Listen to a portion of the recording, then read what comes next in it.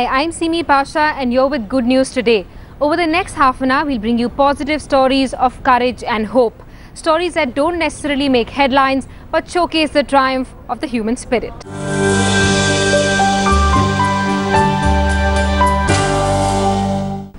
Education, they say, is a great leveler. It has the potential differences of caste, class and money. But unfortunately, only those who have money are able to provide a good education to their children. Helping slum dwellers in Mumbai's Dharavi break out of this vicious cycle is a small preschool that's providing an opportunity to slum children to access private education at reasonable rates. Virender Gunavat with this story.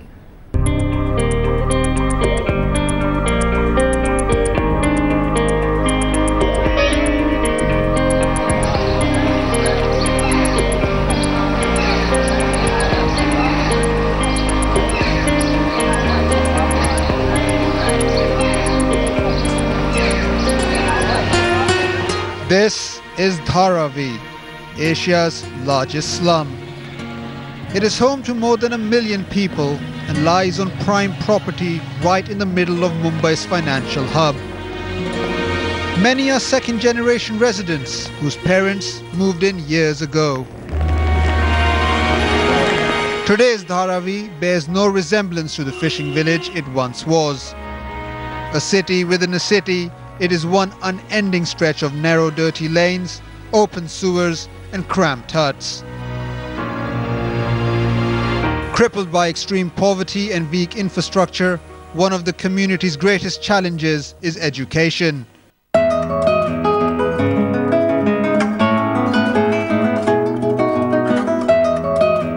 Early education is a basic right of every child. But slum children of Dharavi and their parents have been denied this right for a long time. In fact, till a few days back, these Dharavi kids had no preschool facilities in their area. All out of options, 65-year-old Saeed Mustaq had no choice but to send his grandson to a school in a different locale. बहुत परेशानी थी कि यहाँ हम लोग माही मोर के कहीं मतलब लेके जाने का प्ले नर्सरी वगैरह मतलब पढ़ाने के लिए तो लेके जाना लेके आना मतलब वो भी काफ़ी मतलब दिक्कतें भी बहुत ज़्यादा ठीक है। अब एक खुल जाने से तो हम समझते हैं कि बहुत ही एक आप लोगों ने जो ऐसा एक स्टार्ट किया है, अब इसको देख के और भी लोग ऐसा इसको और भी दूसरा कुछ प्लान कर सकते हैं। But the winds of change have finally arrived to this ever-sprawling Mumbai slum, and the parents of Dharavi now have an option, thanks to the recent opening of Global Champs.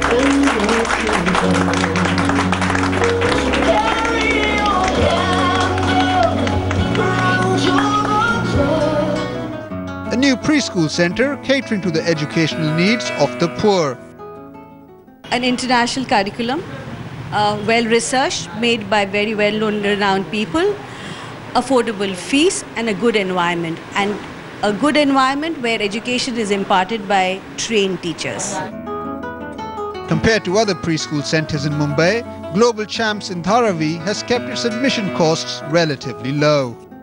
Even if you go to a center which is not treehouse, an average center would be around 40, 45, 70 even if you go to any center, any preschool. But here what our specialty is, we have it in 9,000, we have it in 11,000. So basically that is your annual fee that you're paying for your child. It's a one-time fee. Yeah, we have systems, we have PDC checks, we have all kinds of systems to accommodate these children. Leading banker Deepak Parekh, who is known for his corporate values and ethics, fully supported the initiative. As we heard, the number of people who live in Dharavi must get better quality education, must get better facilities, and what better than sending their own children to such schools at very low fees. So I think it's a tremendous initiative by Treehouse. The idea behind Global Champ is to never let a single child go without receiving proper education that is both rewarding and affordable. Global Champs is basically a school catering to the urban lower income group. When we come to these slums, we open schools which are very mass market affordable and where the quality of education inside is the same as it is in our treehouse schools. Education is hope in Dharavi, and for many of these children, preschools like Global Champ may very well be their golden ticket out of this slum. The whole intention of Global Champ is to provide education at a low cost. This is Dharavi Center being launched very recently. The price of the education is 9,000 per annum, comparing to 40 to 50,000 minimum in any other center. So what the intention of Global Champ, that also been represented by Deepak Parekh, is saying that to provide education to all these small kids who are the future generation for this country. With camera person Raju Revankar, this is Virendra Singh Hunawat in Mumbai for Headlines Today. There's nothing more nourishing than a nice hot meal, a plate full of fresh seasonal vegetables with a combination of rice, roti and dal. Unfortunately, for a large percentage of the population, this is a luxury they can't afford. Luckily for people in Hyderabad, the municipal corporation has started a chain of outlets selling hot meals for just 5 rupees a plate. Take a look. The Amma canteens in Tamil Nadu will no longer be a case of neighbours' envy or owners' pride. Because borrowing a leaf, or shall we say, an idli and sambar from Jayalalitha's kitchen concept, the Greater Hyderabad Municipal Corporation is now serving hot and hygienic meal for the poor at only 5 rupees. The fare includes a generous dose of steamed rice, piping hot sambar and potato curry. यहाँ का खाना आपको कितना अच्छा लगता है? बहुत अच्छा लगता है, लेकिन ये खाने से सेहत भी बनता है, 5 वाले खाने से। अगर से होटल में जाके 20-30 रुपये रख के भी खा लिए, उससे सेहत का कोई फ़ायदा नहीं, नुकसान ही होता है। फ़ायदा अच्छा है, ऐसा रहे तो गरीब लोग जी लेते, याद कर लेते, बहुत अच्छी खुशी की बात है।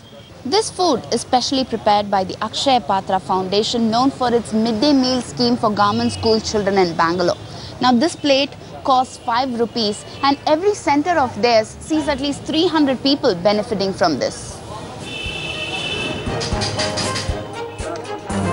The municipal body spends 20 rupees on each plate. So far, the scheme has been introduced at 8 centres, and by the end of June, the corporation intends to start another 40-odd centres, which means catering to a footfall of 15,000 every day. The annual budget set aside by the corporation towards the exercise is 11 crore rupees. Once those 150 centres are launched, we'll be launching another unique scheme of 1 rupee breakfast, which will include 3 menus, different, either ukma, idli or vada, so that in a rupee, the poor citizen of Hyderabad can have his breakfast, and in a rupee 5 can have his lunch. At a time when the rupee value is fast deteriorating, the Greater Hyderabad Municipal Corporation is serving food to the unprivileged for just 5 rupees and in the process bringing smiles to the faces of many.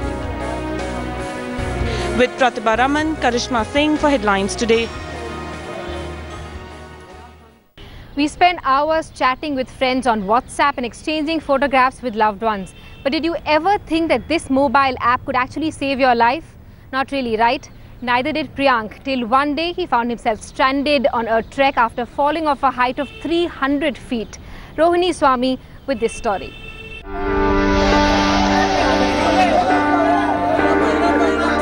A 24-year-old trekker fell 300 feet while he was rock climbing. But Gaurav Arora, a software engineer from Delhi, was saved with the help of WhatsApp. For over 20 hours, Gaurav was trapped in the deep gorges of Madhugiri in Tumkur. And what saved him was this picture of the location where he was trapped, sent by him via WhatsApp to his friend who alerted the police. Gaurav was scaling Asia's tallest single rock hill when he slipped. जो कि मैंने बोला कि मेरे जूते में grip नहीं है, मैं नहीं करूँगा। फिर मैंने वहीं वेट किया काफ़ी देर उसका, और वो ऊपर चला गया था। जब बहुत देर तक वापस नहीं आया तो मैंने उसे कॉल किया, तो उसने बताया कि मेरा रास्ता खो गया, मुझे समझ नहीं आ रहा मैं कहाँ पर हूँ। तो फिर मैंने पहले आधा घंटा वेट किया कि वो ढूंढ पाएगा, बट जब वो नहीं ढूंढ पाया तो मैं नीचे आ गया। मैंने कुछ लोकल से बात करी, उनका नाम तो मुझे याद नहीं, बट उन्होंने काफ़ी हेल्प करी इनिशियली। मैं बस पुलिस का और पब्लिक का बहुत थैंक यू बोलूँगा। मैंने ज़िंदगी में आज तक इतनी हेल्पफुल पब्लिक कहीं नहीं देखी। Priyank rushed to the police as soon as he realized that his friend was in trouble. He showed the same picture to Madhugiri police, who were able to pinpoint Gaurav's location. All these people, along with some more residents of Madhugiri, they went to start tracing these people. This person is Gaurav Arora. And after they got some information over their mobile, technology helped them, and they were able to trace Gaurav Arora and bring him back. By then, Gaurav had spent close to 8 hours. Injured on his head, limbs and back, he lay limp, but with the grit to survive. The police and the fire officials reached the accident spot at 1:30 a.m. and rescued him in a couple of hours. Gaurav has now been shifted to a private hospital in Bangalore. Well, they always say where there's a will, there's a way. In Gaurav's case, it's just not willpower, but technology also that helped him. That one WhatsApp SMS tracked him down and saved his life. And that's how they say technology helps. Loni Swami in Bangalore for Headlines Today. Away from news of ceasefire violations and provocations along the line of control, there are some India Pak stories that help restore your faith in the belief that ultimately we're one people and in times of crisis will come to each other's rescue. Here's the story of 9-year-old Amar Asif, who got a new lease of life thanks to doctors here in India. Take a look.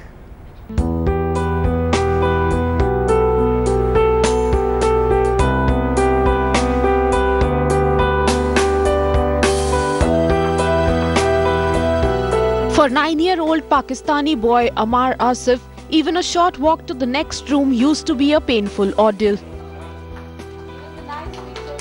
This young boy from Lahore was diagnosed 3 years ago with advanced kidney failure and a rare disorder called primary hyperoxaluria. He had a genetic enzymatic defect in the liver which is called as the hyperoxaluria. There is a AGT enzyme in the liver which is affected, and because of that there is oxalate level in the body goes very high, and these oxalate levels damage all the functions of the body. The first one to damage is kidneys, and child goes into chronic dialysis. Amar needed an extremely rare and complicated surgery involving a simultaneous liver and kidney transplant. Most would have been scared, but not little Amar.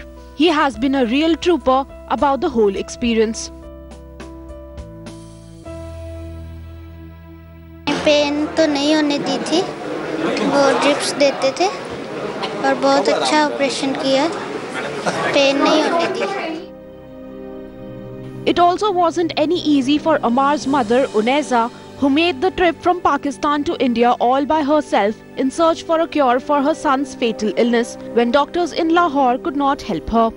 And despite being on foreign land, she did not once feel like an outsider.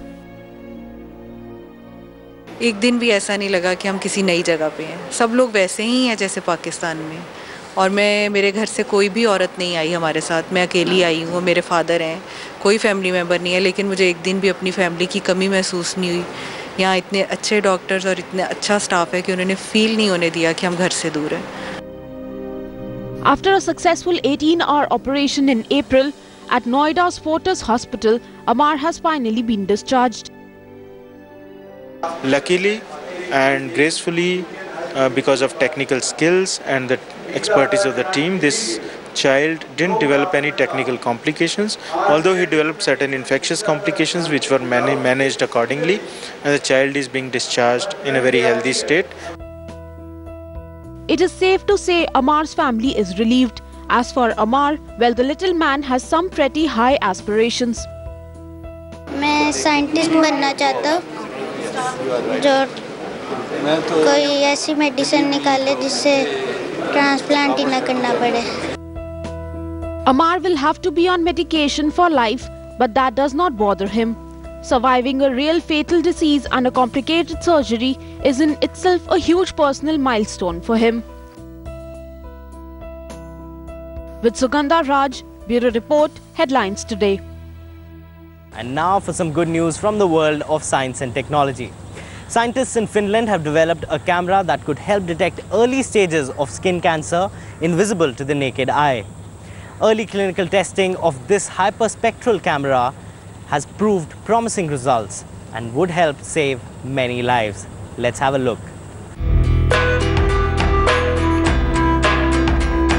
It's a camera that can detect cancer in just 2 seconds.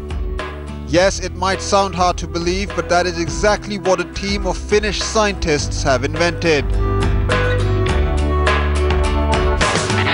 Developed at Finland's VTT Technical Research Center, the hyperspectral imaging device is designed to find signs of skin cancer, undetectable with conventional technology.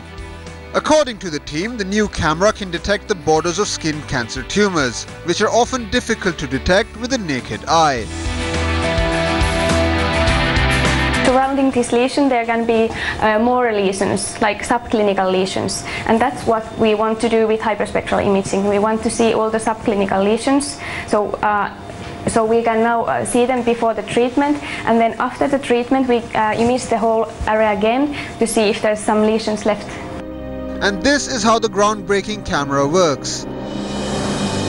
It generates an image that is represented in a 3D graphic showing all the skin layers. The image is then processed on a computer that identifies the exact position and size of the tumor. But perhaps what makes this lightweight camera truly unique is its ability to capture images in up to 70 narrow wavelengths, whereas a regular camera only uses 3. Hyperspectral camera is quite similar to regular digital camera, except when normal digital camera takes 3 large wavebands in one shot, or G and B, red, green and blue. This one takes narrow wavebands from 500 millimeters to 850 millimeters in nanometers. The imaging process could potentially reduce the chances of a tumor returning, and in the process save countless lives. And the really good news is that clinical trials are being conducted across Finland, and the developers say initial results are promising. But it's a lengthy process, and it could be 10 years before the camera is licensed for commercial use. Okay, time now for some good news from South Africa, where an innovative fish farm project is helping poor communities grow fish in shipping containers. The project is not only aimed to provide job opportunities but also assisting poor families to help up the food quality in their regular diet.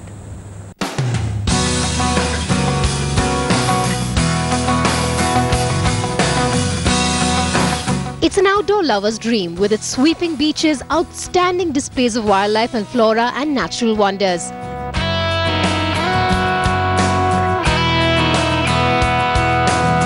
The sheer beauty of Cape Town stands alone, but this extraordinarily beautiful city is also scarred by poverty and inequality.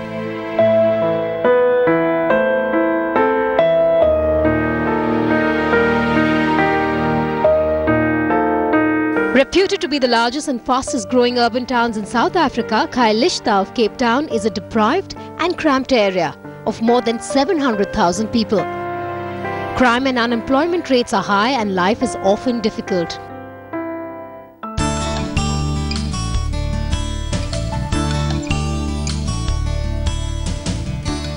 But there just might be a solution to the Khayelitsha problems, and it comes in the form of a mobile fish farm housed in a shipping container. According to fish farmer Alan Fleming, it's a simple technology that can help local residents earn money while producing high-quality food through aquaculture. Firstly, you can lock up your business at night and go home. If it's close to your home, even better. It also preserves the heat inside the container if you're growing a warm water fish, which we are. It's transportable. It's profitable. And you can take it anywhere. Utilizing a circulating water filtration system, the fish farm can produce 4 tons of tilapia fish annually, enough to feed several families and generate a hefty profit.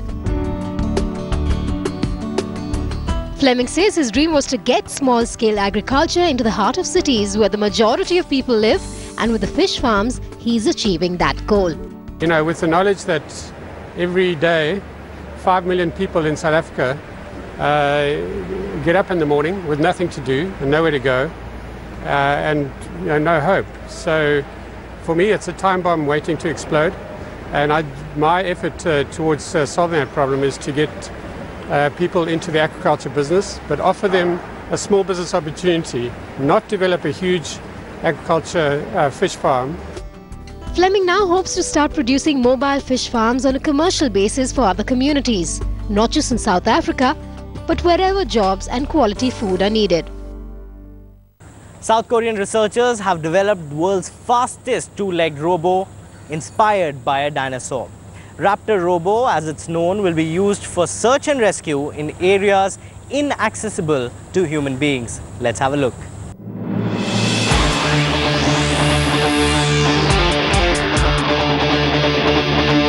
Its developers say that their Velociraptor robot is the fastest two-legged robot on Earth, and they may very well be right.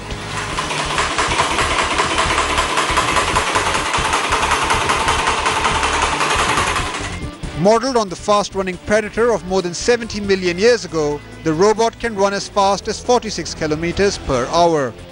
Inventor and researcher Park Jong-won from South Korea's KAIST Institute says his robot is quicker than the fastest man on Earth. The robot can run 100 meters in just 7.8 seconds. That means the robot is faster than Usain Bolt. But the Raptor robot has not been designed to challenge Usain Bolt. Park says it's meant to eventually serve a practical purpose, such as search and rescue missions in places inaccessible to humans or wheeled vehicles. The high-speed Raptor also has a tail that helps to keep it balanced and enables it to jump over obstacles like wooden blocks placed in its way. The robot can manage its body posture very actively based on the natural movement of animals. Eventually, Park's team would like to let the Raptor robot off the leash, but he says a lot more work still needs to be done before it can be allowed out on its own. That's all we could pack into this edition of Good News Today. You can send in your feedback, tweet the team at HLT Good News. Have a great weekend.